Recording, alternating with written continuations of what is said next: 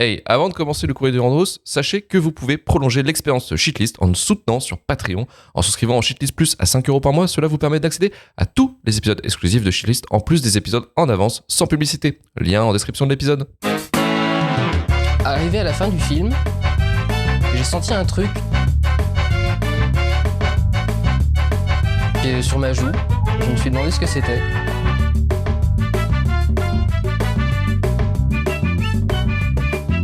Et je me suis rendu compte que j'étais en train de pleurer d'admiration devant Lucie. Je vais te fumer. Alors, le courrier des Durandos, c'est votre moment pour vous exprimer sur le film et on vous propose les meilleures recommandations du marché, j'ai envie de vous dire. Et on commence avec Win McFly qui nous dit il mérite la shitlist rien que pour avoir accentué la mode des films faussement edgy, humour, méta, quatrième mur, notamment dans le MCU, puis ailleurs qui a donné cette vague insup de longs métrages qui se moquent ouvertement de leur sujet et de leurs spectateurs en se croyant très malin. Michel Jonas nous dit c'est tout ce que je déteste, c'est faussement edgy, c'est faussement irrévérencieux, ça force tellement pour être cool alors que c'est juste Ryan Reynolds qui sait pas la fermer pendant 1h30. La shitlist a été créée pour lui. Dal Monsieur nous dit cette émission sera un référendum pour ou contre Ryan Reynolds, effectivement. Ah, je suis pas Hervé d'accord. nous dit, Parce que j'aime bien Ryan Reynolds quand même. Je le mettrai pas dans la shitlist. Hervé nous dit j'ai préféré Rogue One à Deadpool. Team Vesper. Voilà, bravo à lui. C'est bien, c'est quelle prise de position. Cole nous dit Deadpool est le plus dangereux pour le cinéma que le RN. Et Carlage nous dit pas plus. Oui, c'est très fort là. Et Carlage nous dit il ne mérite pas plus la shitlist qu'Interstellar ou 2001 ou Oppenheimer qui sont aussi sur la sleep list. La fameuse c'est sleep ça list. qu'il y a la Non mais dodo list. dégage. La dodo list. Bah, La dodo c'est list. pas dans la Incroyable. liste, hein. Carrelage Bruni. Oh. Bon. Courrier des lecteurs, on a eu un petit commentaire, c'est vrai que vis-à-vis de Lifelist, notre podcast annexe, effectivement, on avait réfléchi à un business, vous savez, de coiffeur et de kebabier. Ouais. Écoutez, on n'était pas les seuls sur le sujet. Il y a Léo qui a travaillé dessus, qui a potassé un sujet. Il avait même trouvé un titre, un rêve même carrément. Il voulait l'appeler cette entreprise l'Istanbul à Z. Oh. Ah, elle est pas mal. Elle est pas mal. Franchement, un génie marketing. Alors, après ce coup de génie, on va passer au jeu de la semaine. Le jeu de la semaine, effectivement, c'est le fameux top 10 des meilleurs films de super-héros selon le site dont merde. on dit pas le nom, Ah. parce que ça travaille avec des gros cons. Alors, on va regarder directement le top 10 selon ses membres de ce site. Je vais commencer très simplement pour essayer de caler Deadpool dans ce bordel. Alors, Deadpool, il est en combienième position? Putain, il est dans le top Ouais. 10 du coup. Non. Cool. Non, il est pas dans le top 10. Il est 23e. Il est 23e Pour le avec premier, une note de 6,5 sur 10. le premier c'est Spider-Man 2. The Dark Knight. Non. Alors, le 10e. Ah, purée. Oui, alors, The Dark Knight, justement, tu vas voir, ça va être marrant. Ouais. Le 10e, c'est effectivement un film de la trilogie The Dark Knight de Nolan, mais lequel? Begins. Begins du Begins. coup. Ouais. Rises. Rises. Mais non. Rises est Marrant. 10e, Ah ouais, dans le... avec 6,9 sur 10 de moyenne. Plus On suit de- après Ouais. la 9e position, et la 9e position, c'est, je dirais, le film fondateur de ce truc. Quel est ce film? Superman. Allez. Iron Man. Le donneur. Iron Man, effectivement, John ouais, Favreau, troisième MCU, du coup. Ok. voilà, qui est 9e. 8e, ça c'est pour nostalgique. Ça c'est le film Batman. le film doudou de certains. Moi, j'allais dire Batman Ah, mais le- Batman. Le Batman, le premier, ouais. Ou le défi Ouais. alors. Non, Batman le défi. le défi qui est 8e, En vrai, ça effectivement. me va. 7,2 de moyenne sur 10, ce film. Hein. C'est quand même un film qui est extrêmement plébiscité. J'ai la meilleure 7e Catwoman. position. Ah bah oui, Pour Marvel. clairement. Pitoff. Michel Pfeiffer. C'est pour Marvin. Celle de Pete. J'aime beaucoup Annette. Le 7e, pareil, trilogie de Nolan. The Dark Knight alors. Ah non, Begins. Ah, Begins du coup. Et ouais. Begins. Dark Knight, il va être 2. Ouais, Dark Knight il est dans le top 3, je pense. Nolan. Ok. 6e, c'est un film qui a un peu amorcé, je dirais, Les Gardiens. X-Men 2. Voilà. Oh, Ah, j'ai- Gardiens de la C'est les Galaxie. Gardiens de la Ah. Galaxie, effectivement, qui a amené l'espèce de cool vibe Ah, ok. dans l'univers Alors, des c'est faisable. super-héros. Alors, le 5e, c'est Kick-Ass. Enfin, c'est. C'est Bah, j'ai dit Kick-Ass. non, c'est Kick-Ass. Ok. J'allais dire, Super. c'est le Deadpool qui a réussi. Tu vois, mais effectivement, c'est Kick-Ass, Ok. ouais, tout à fait. Ouais. 4e, c'est pas mon Spider-Man. Spider-Man 3. Spider-Man 2 alors. Bah non. Ah, mais non, il est plus mais, enfin, mauvais. Non, Non, c'est pas le plus mauvais. non, je justement, rigole, pas le parce que plus c'est, mauvais. disons, justement, c'est le film qui a fait oh là là, Spider-Man, c'est incroyable. Spider-Man. le 2 Bah, le premier. Non, c'est le premier, qui est sorti en 2002. Ok. Qui est sorti en 2002, qui est 4ème. Ok. 3ème, Le 2, il est c'est le incroyable, Fuckfest. Ouais. C'est le 3. Bah, le 2, il est pas dans le classement. Hein. Il est pas dans le top Quoi 10. Hein. Ok. Spider-Man 2 Non, n'est pas Non, dans il le est pas top dans 10. C'est incroyable ça. Il est pas dans le. Mais c'est le premier pas dans le de top tous 10. tous les Il y a tops eu un de review ouf. bombing à un super-héros. moment. Bah, non, bah, c'est parce que c'était pas les auditeurs de Capture Mag. Le 3ème, c'est le gigantesque Fuckfest de super-héros. Watchmen. Avengers. Non. Ah oui. Avengers qui est 3ème. Le 2ème, c'est un abruti qui Joker. a adapté de bout en bout sans comprendre l'essence Watchmen. du truc. Ah. Watchmen, effectivement. Et The Dark Knight. Et le premier, Dark Knight. effectivement, The Dark Ah. Knight. Attends, il n'y a pas, Alors, y a pas ce qui est- Joker dans Ils ont le mis top Watchmen 10. deuxième. Je suis étonné qu'il n'y ait pas de Joker. Ouais. Ils ont mis Watchmen deuxième. C'est ouf, hein. Mais moi, Watchmen, c'est un truc de malade parce qu'à chaque fois que j'en parle, il y a plein de gens qui disent que c'est cool. Alors moi, Alors que c'est vraiment. Ouais, mais moi, le film, J'aime dégueulasse. J'aime beaucoup j'aime bien Watchmen. le film, tu vois. Ah. En sachant que ça, c'est pas Joker. la BD. Joker 57ème. Non, mais c'est Ouais, pas je l'aurais possible. imaginé. Vu le public du site que Mm. qu'on ne cite pas, ça m'étonne que Joker soit pas plus haut quand même. Hein. Parce que ça a bien fait les vendeurs de Top Phillips hein, quand c'est sorti. Donc, C'est clair. Ah ouais, bah. Spider-Man 2 est 12ème. non, mais Et personne scandale. pour juste en placer les dessous des- indestructibles dans cette histoire. Scandale. Ah, J'avoue. 11ème, les Indestructibles. Ah. Ah, quand même. Bon, Quand même. 11ème. justice. Mais Sur la marche du podium. Non, après, Logan, Les tu vois, à Indestructibles, la c'est limite, Watchmen. on pourrait dire que c'est un très bon film. C'est un très bon film en plus de James Mangold. Il est 15ème. ouais. Après, c'est incassable, effectivement, 16ème. On avait pour Vendetta 18. Oh oui, ok. Alors, V pour Après, Vendetta, qu'est-ce qu'on film a de super-héros, non, en fait. Mm. Ce n'est Oui, pas- mais c'est voilà, C'est adapté pour- d'un c'est un comics, peu ouais. bizarre. C'est pour tuer Alan Moore, ça. Non, mais c'est Ouais, pas. ouais, c'est pas bah un là, super-héros. l'amour, il est mort. Hein. Là, clairement. Là, on a quoi The Batman, dernièrement, il est 44ème. Spider-Man Across the Spider-Verse, il est 46ème. The Batman, Après, c'est vraiment oui, non, mais plus que tu devant vois- Interstellar, on est d'accord. Across the Spider-Verse, 46ème dans la liste des meilleurs. Ouais, ça, c'est scandaleux, ça. Ça, c'est scandaleux. Ça, c'est non, Après, ça. alors, le système de non, calcul, je parle de il est un peu niqué. Il est un peu niqué sur ce genre de classement, c'est parce qu'en fait, c'est basé sur le top 10 des meilleurs films de super-héros des membres du site. Ouais, ok. Et c'est-à-dire qu'ils font le calcul là-dessus. Ouais. Et c'est-à-dire C'est qu'en pas fait, par rapport dans aux la notes liste. générales. Non, c'est pas par rapport aux notes générales. C'est par rapport, en fait, au nombre de personnes qui ont mis Hmm. le Ouais. film en gros Pour dans ça leur que The top. Dark Ce qui veut dire qu'il y a des gens qui ont fait des tops de films de super-héros et il n'y a pas Spider-Verse à minima dans le top 3, tu vois. Bah non, parce qu'en fait, le truc, c'est Mais tu que vas la avoir des liste, elle était anti-Marvel, ouverte, tu vas avoir des elle était anti-DC. ouverte il y a peut-être des années. Oui, bah et oui. on connaît ce site. Ce site, c'est un peu se casser la gueule parce qu'il y a eu Letterboxd. Et que, en fait, les gens ont peut-être abandonné le truc. Et finalement, ouais, c'est vrai que les derniers films remontent moins parce qu'il y a moins d'interaction en fait, sur les fiches de films. Je C'est pense que c'est biaisé. lié à ça en grande partie. Quoi. C'est dur. Ça se passe. Mais bon, tant que Letterboxd ne propose pas ce système pour en rigoler, moi je suis désolé, on est obligé de rester sur des trucs comme ça. Donc, voilà, s'ils pouvaient pas se bouger un petit peu le cul au lieu de faire des interviews tout pourries là, Oh, ouais, ouais. voilà, avancer un Mais petit c'est peu trop bien plus. les interviews de Letterboxd. Bon, bref, voilà. C'est devenu des fantasmes des cinéphiles américains en disant moi je veux faire un film pour qu'on me demande mes 4 meilleurs films. Il y a des trucs comme ça, je fais putain, je lis des mèmes. Ouais, des fois mais là-dessus. comme Je tu fais, dis oh, les gars.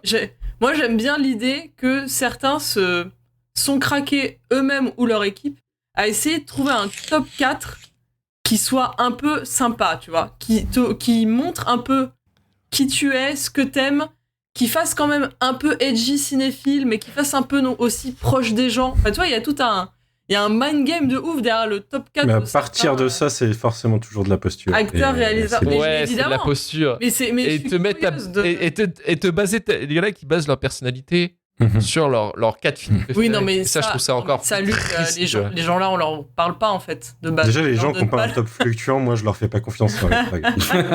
Bah, bien sûr. C'est-à-dire qu'ils Et bien ils sûr se que remettent le en top question. fluctue. ils se Bah, bien passent sûr. rien, tu vois, c'est- Non, Bien non, sûr. mais voilà. Non, mais bien sûr. On parle pas des gens qui se faisaient voler leur goûter à l'école, hein, mais On parle de vrais gens ici. On parle de gens qui se sont battus pour leur goûter, justement. Voilà. en défendant Pitoff. On va défendre. Ouais, voilà, c'est des Tranquille. vrais gens, là. Ouais. Le virage est élevé, mais je me souviens effectivement que tu avais parlé de Catwoman en étant dire, voilà, c'était l'attente de ma vie, mais finalement, c'était. Je l'ai vu au ciné. Hein. C'est chuté. Là, tu t'es fait bully. Grave. Ah ouais, là, clairement. Ah, je me suis fait bully par Pitoff. Ouais, Ouais. Et Halle Berry. ouais, on t'a volé ton argent. Ouais, ouais. Bah ouais. Ah, mais clairement. Là. Ça va, à l'époque, ça a dû me coûter 4 €, mais. C'était pas cher, effectivement. Non, t'imagines, tu payes ça à 19€. Ah ouais, non, je peux Voilà, c'est un peu plus raide. pas la salle. Bah oui. Maintenant, on passe aux recommandations et je vais passer à Karim. Karim, est-ce que tu as une recommandation? Oui, recommandation animée comme d'hab, hein, grosso merdo. Kaiju Number 8, c'est disponible sur Crunchy. C'est adapté donc d'un papier que je connais pas qui est en publication sur Shonen Jump. C'est assez cool dans un univers proche futuriste. Il y a des kaiju. Le Japon est évidemment l'endroit où il y a le plus de pop de kaiju. Il faut bien qu'on s'organise et l'État fait quelque chose parce qu'on est au Japon. Il fait une task force qui va buter les kaiju. Qui sont basés sur la capacité à utiliser des combinaisons qui ont des capacités ouf, voilà. C'est assez cool, ça a un style d'animation et un dessin qui est assez perso, donc j'aime bien. Et le succès du truc, il tient sur le héros que tu suis. Tu suis pas un adolescent de 16 ans qui découvre sa vie, ses pouvoirs, tu suis un mec de 30 ans qui va essayer de revivre sa vie. C'est un peu cool, voilà, on a un mec un peu dépassé par son temps, mais qui donne a quand même un côté Nakama, Shonen Spirit, hein. Mais voilà, ça donne le truc un peu moins minot. C'est assez sympa. Pour l'instant, il y a une saison qui est dispo. Elle fait 12 épisodes. Ça a bien marché, donc il y a une deuxième saison qui se fera. Et c'est toujours en cours, donc en publication, mais aussi en édition. Je crois qu'il y a quoi? Il doit y avoir 10-15 tomes à peu près. Voilà. Donc C'est publié chez Kazé en France. yes, Cimer Manu. Donc voilà, donc assez sympa, dispo sur Crunchy. Et ça se fait assez vite, 12 fois 24 minutes. Et c'est assez cool et très bien rythmé. Donc Kaiju Number 8. En France, C'est on en a quoi, 11 de Kaiju sortie. Kaiju numéro 8, donc traduit. Ah oui. Kaiju Number 8. Le number 8. On a Ok, 11 de ça marche. sortie en France, après, ouais. Le dernier est sorti en avril, donc je pense qu'il n'y en a pas de 12e. Tu dis toi Manu ça? Non, j'en ai beaucoup entendu parler sur ma liste de un jour quand. Mais je pense je passerai par le manga plutôt que par le. Je suis plus lecture que animé sur ce genre de choses. Manu, à ton tour d'ailleurs. Ouais, moi c'est un vieux truc que je me refais en ce moment. Il s'appelle Star Trek Deep Space Nine, qui est la meilleure série Star Trek. Ah ouais. Mais oui, je me suis relancé à un moment. Je ne savais que regarder en faisant mes éternelles parties de Age of Empire la nuit. Et du coup, je regarde des trucs que j'ai déjà vus, tu vois. Et Star Trek Deep Space Nine, j'ai été reprise dedans parce que c'est, à la différence des autres séries Star Trek, c'est pas de l'exploration, c'est sur une base spatiale et c'est énormément de politique en marge de la fédération, en marge et à l'intérieur de la fédération, puisque c'est sur une station qui a une place stratégique et qui et c'est une série qui à un moment part sur un arc de 7 saisons, la plupart des séries Star Trek à l'époque, et sur un arc de 3-4 saisons, part dans une guerre avec plus qu'une race guerrière, mais un ensemble de races d'un autre cadran de la galaxie. Et c'est extrêmement fin politiquement et dans l'écriture. Ce qui, en ce moment, pas mal. et faisait beaucoup écho avec l'actualité politique en France, de façon un petit peu voilà, ça fait chier que il y a des gens qui réussissaient à réfléchir sur ce genre de choses à 30 ans. Personne n'a rien retenu. Tu recommandes à des gens qui n'ont jamais trop regardé de séries Star Trek ou pas? Alors oui, à l'exception près que le début est visuellement très dégueulasse. Ils ont jamais restauré les premières saisons et du coup la première c'est un peu dur à regarder. C'est vraiment très moche dans l'image. Ok. Mais si tu connais les Borg, t'as pas besoin d'aller plus loin pour le point de départ. Et derrière, c'est de la géopolitique qui développe principalement des trucs de cette série, quoi. Ok, très bien. C'est toujours bon à savoir. Donc c'est Star Trek, tu avais dit Deep Star Space Trek Nine. Deep Space Nine. On peut la voir où cette série, tu sais ou pas? Elle est sur Paramount+. Et peut-être ailleurs aussi, mais Canal. parce qu'il y a peut-être aussi encore d'autres séries Star Trek sur Netflix qui traînent en parallèle de Paramount+. Mais en tout cas, elle est sur Paramount. Et du coup, sur MyCanal si vous avez l'offre série, quoi. Oui, voilà, c'est ça, l'offre série. Ouais. Vesper, de ton côté? Oui, moi j'essaie de réfléchir un peu au film que j'avais vu récemment au ciné, et je pense que celui qui mériterait le plus un petit heads up, c'est The Backriders. Voilà, parce que vous avez parlé de Jeff Nichols avec Midnight Special, que j'ai pas vu. Mais du coup, voilà, je suis allé voir Backriders, qui était, alors, apparemment, donc, adapté d'une histoire vraie, mais évidemment en prenant, en changeant beaucoup de choses. Oui, c'est un roman photo. Voilà, à la base. voilà. Donc, je ne pourrais pas trop me prononcer sur les soucis par rapport à ce qui... Enfin, en gros, On est dans les années 60, 70, et ça suit un club de motards au fin fond des États-Unis. Club de motards qui est leadé par Tom Hardy, et on suit l'un des motards qu'on suit le plus, c'est un qui est incarné par Austin Butler.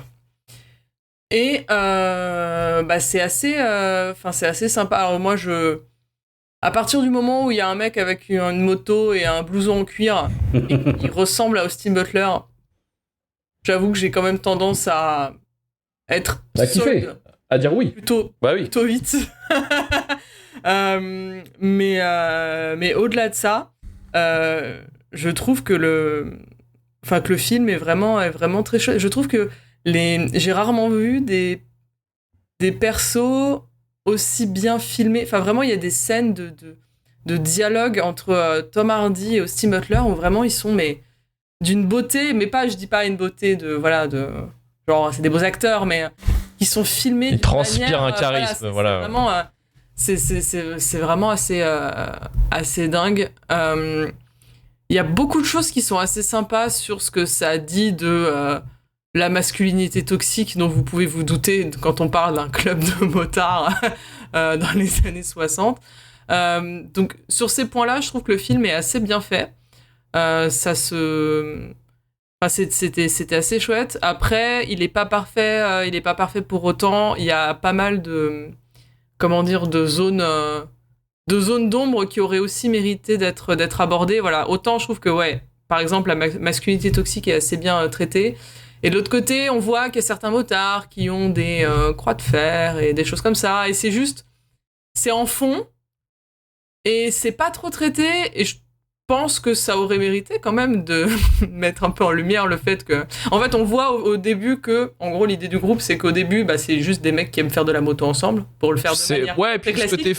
En fait, c'est le côté fanzouz du personnage de Tom Hardy face à Marlon Brando. En fait. Ça. Et ça, en fait, il s'est dit, ah putain, je peux le faire. En fait. Et en fait, au début, tu comprends que... En tout cas, dans le film, dans la vraie vie, je sais pas, mais voilà. En tout cas, dans le film, tu comprends que c'est vraiment juste un groupe de mecs qui aiment faire la moto, et après, le groupe grandit ça se développe. Et voilà, il y a des... Mais en fait, devient un problème, en fait. Aussi, et au fur et à mesure, tu comprends qu'il y a plein de gens qui rejoignent le groupe, et que c'est là que ça part un peu en sucette. Et tu comprends qu'il y en a plein qui sont à minima des nazis dans le lot, et ça, c'est pas adressé, donc c'est voilà, les fameux. Donc du coup, c'est un peu bizarre d'avoir un aspect qui est assez bien traité je vais jouer des coudes, et puis moi moi je demande pas d'aide, ou moi je veux être le nouveau chef, et ce genre de choses. Et de l'autre côté, c'est que des blancs avec certains des symboles qui sont plus ou moins associés aux nazis. Et ce genre de truc était là.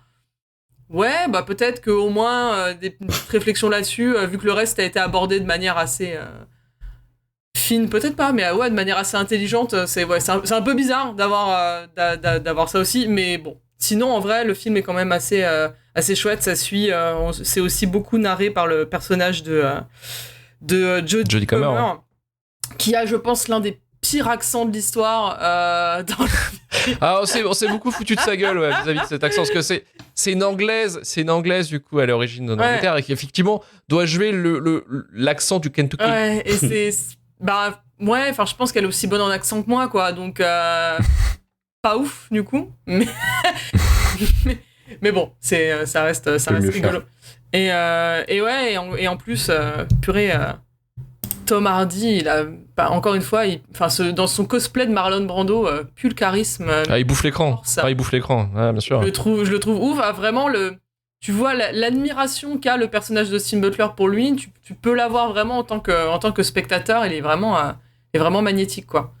Donc voilà. Donc pas irréprochable pour autant, mais c'est vrai que le film est sorti et je crois que aux États-Unis, voilà, il s'est planté. Genre à peine quelques semaines après, il l'avait déjà foutu en VOD tellement il s'est planté. Donc je ne sais pas s'il est encore dispo dans quelques petits cinémas ou pas, mais bon voilà, ça vaut quand même. Parce que du coup, chez nous, je crois qu'il est arrivé en VOD téléchargeable la semaine où il est sorti ou Ouais. le week-end Ouais, d'après voilà. qu'il est sorti. 2 semaines à peu près, ouais. Effectivement, ils l'ont sacrifié là-dessus. Donc, Mais ça, c'est un film de Jeff Nichols, hein, donc forcément, Jeff Nichols n'a jamais brillé par son box-office, à part peut-être son premier gros film qui était Take Shelter, quoi. Mais sinon, non, ça a jamais été un vendeur de Il n'a jamais sièges au rencontré le cinéma. public, c'est ça. voilà. Mais sinon, Si, il a toujours eu rencontré son public Il est depuis pas son gros. premier film. Ça, c'est des fans, c'est les fans de Terrence Malick, de ceux qui aiment l'Amérique profonde, l'esthétique de l'Amérique profonde. Voilà, c'est ce public-là qui est. Puis ceux qui sont Marvin. attachés aussi à ce côté famille, à ce côté parce que là aussi Backrider c'est le côté famille, mais aussi c'est le côté allégeance dans le clan qui se délite au fur et à mesure, la perte de contrôle d'un clan, la perte de contrôle de son bébé un petit peu, quoi. En fait, Tom Hardy qui dit bon, en fait finalement je suis plus rien parce que finalement la société est un peu en train de récupérer ce truc. On a des outcasts et des anciens militaires, les vétérans du Vietnam qui sont tous camés, qui ramènent la drogue aussi. Je contrôle pas ça. Enfin, il y a aussi cette perte de contrôle en fait de son bébé, quoi. C'est beaucoup dans les sujets parce qu'en fait c'est une continuité parce que on en avait parlé de Village Special qui était le lien de parentalité aussi, la masculinité aussi qui était traitée de façon très si tu parlais effectivement des motards qui ont forcément de l'esthétisme de fascistes européens, effectivement, il le montre, mais il le juge pas, mais ça a toujours été en fait son truc, hein, de dire vraiment de montrer. Alors, on peut être d'accord ou non, ça c'est sûr. Après, c'est toujours le truc mais après, dans les années 60, on voit très bien qu'effectivement, de base, les motards sont considérés comme des gros outcasts de la société, de base, comme des gens imblairables, des gens pas fréquentables, des gens absolument nazes, quoi. Malgré le côté, effectivement, ils ont quand même quelque chose de quasiment mystique. Austin Butler, il est là, il y a une présence de fou, Tom Hardy aussi, donc oui, effectivement. il fait du billard. Mais ouais. Exactement. Voilà, mais ça marche très bien. Moi, je trouve qu'esthétiquement, c'est un très beau film, très bonne musique. Puis ce que ça raconte, effectivement, au-delà de son scénario, et puis ses caméos aussi qui me font rire. Michael Shannon, même où. Michael Shannon, super. Il est super. En fou du bus, là. En fou du bus, il est incroyable. Il est superbe. Il y a aussi. Death Stranding, Norman Reedus. Walking Dead. Norman Reedus. Et qui joue un fou du bus. Californien qui arrive dans le Kentucky, il le joue vraiment très bien. Il est connaissable en plus pour le coup. Et d'ailleurs, ouais, avec des dents pourries. L'anecdote, j'ai vu le dernier épisode, la semaine dernière de Drag Race France. Il y a un lien où Diane Kruger était invitée. Et donc elle dit qu'elle est très fan du coup elle est invitée parce qu'elle est très fan de Drag Race et qu'elle regarde ça avec son mari. Donc j'imagine juste Norman Reedus en train de regarder Drag Race en slop sur son canapé. Ça me. Avec sa petite bière, c'est comme ça que je l'imagine en tout cas. Mais Norman Reedus, c'est un sacré personnage. C'est un redneck. C'est un redneck à la base. Et je pense qu'il est toujours resté comme ça en fait. Voilà. Quelqu'un de très, très brut, très brut de décoffrage. Et en parlant de films, je suis allé revoir Furiosa. Et très nature, c'est ça. 3e fois. Nature peinture. Je suis allé revoir Furiosa parce qu'ici on soutient les petits réalisateurs qui débutent, comme George Miller. Ça porte le cinéma. C'est pas mal, voilà. Non, toujours un banger, voilà. Donc, à ce qui paraît, c'est bien. Je sais pas si on en a parlé dans cette émission, mais je crois que c'est bien. Et comme je suis aussi cinéphile, je suis allé voir le même jour que Backriders d'ailleurs la ressortie remasterisée des 7 samouraïs. Voilà, comme ça. Wesh. Ça défend un peu Deadpool, mais quand même, je suis allé voir 7 samouraïs au cinéma, donc moi aussi je suis très perché. J'espère que tu me parleras pas des 7 samouraïs comme tu m'as parlé de Deadpool. Parce que là, j'explose. Comment tu veux que... Ouais, l'humour, vous savez, bon, rien, le film tourne à vide. 3 heures, on se fait chier. Alors, pour le coup, franchement, 3h30 que tu ne vois pas passer. Il y a vraiment une gestion du... le film date de 54, il y a une gestion du rythme, mais qui est incroyable. C'est pour ça que les Américains ont tout chouré sur quasiment ce film-là. Et en fait, Les 7 Samouraïs, clairement. c'est le film préféré de tous tes réalisateurs préférés. Bah, la nouvelle vague, en fait, George Lucas, Francis Ford Coppola, tout ça, c'est tous des fans de Kurosawa. Il le cite à chaque fois, quoi. Mais ils le citent et ils l'ont aidé, hein, parce que c'est d'ailleurs, alors c'est Francis Ford Coppola qui avait aidé à financer les derniers films de Kurosawa, d'ailleurs. Parce que du coup, Lucas, c'est toujours son film préféré, enfin voilà. Voilà, ouais. Mais ouais, donc ouais. C'est ce qui a inspiré Star Wars Je sais aussi. pas si c'est encore à l'affiche, parce que c'est une petite sortie, je suis allé le voir pendant mes vacances. Ah, je pense que c'est une sortie, Bon, c'est une après, sortie limitée, mais c'est une remasterisation. Il est dispo partout, hein, comme il est sorti en 54, mais... Pas difficile à trouver. Voilà, si jamais. Mais c'est vrai que vraiment, voilà. Immense banger, comme on disait en 54. Voilà. Ouais, effectivement, ouais, toujours très bien, les 7 Samouraïs.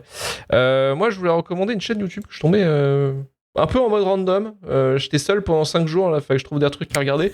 Et j'ai trouvé une chaîne YouTube, je suis tombé pile dessus parce qu'il parlait de la chute, et c'est la chute très plaisante d'un YouTuber que je détestais et que je déteste toujours, Vodka, si vous le connaissez, ce trou du cul. Et en fait, c'est un mec qui s'appelle Bienvenue au cabinet. C'est un comptable qui fait des vidéos une fois par mois en fait et qui explique les montages financiers, les choix financiers en fait de différentes entreprises et différents youtubeurs. C'est du YouTube de C'est droite, vrai. quoi.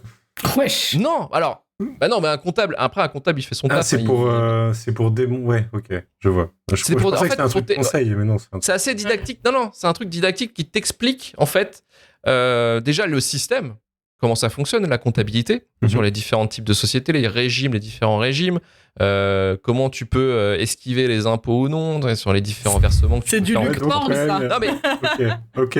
il débunk et c'est vachement bien parce que c'est super intéressant parce qu'il l'explique sans que ce soit trop lourd. C'est l'argent. Là, c'est assez simplement. Moi, la compta, j'en ai fait au lycée hôtelier.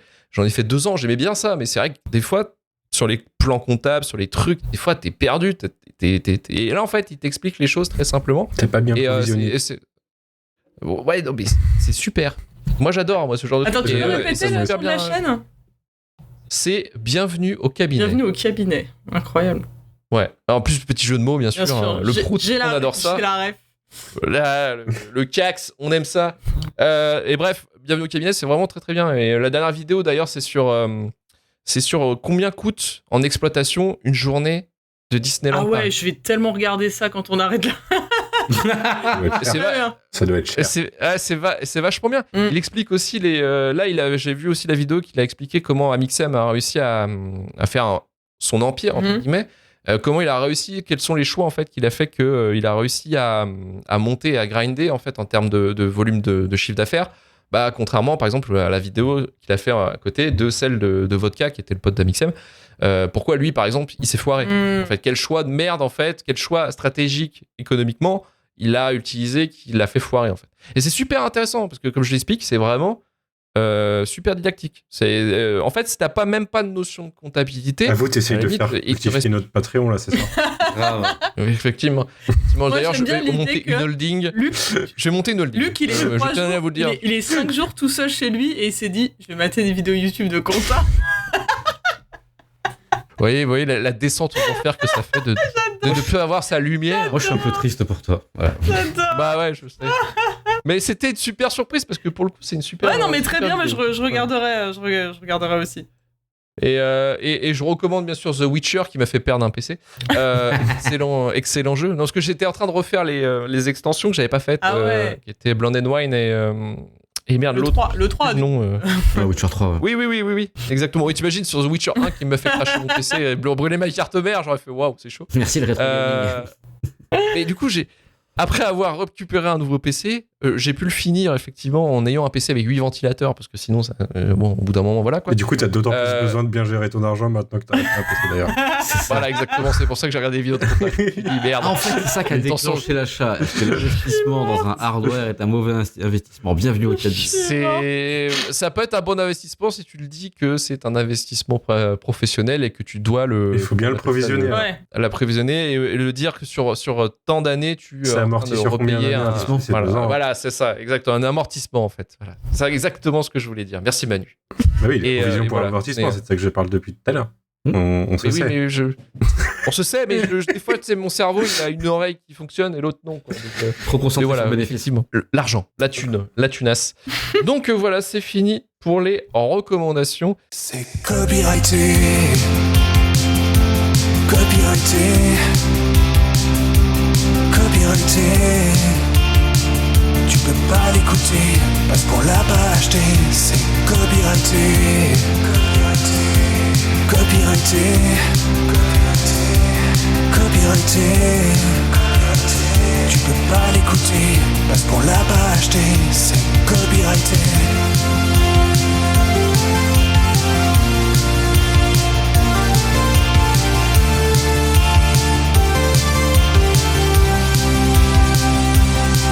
Copyrighté, on n'a pas de blé, mais tu peux m'en donner.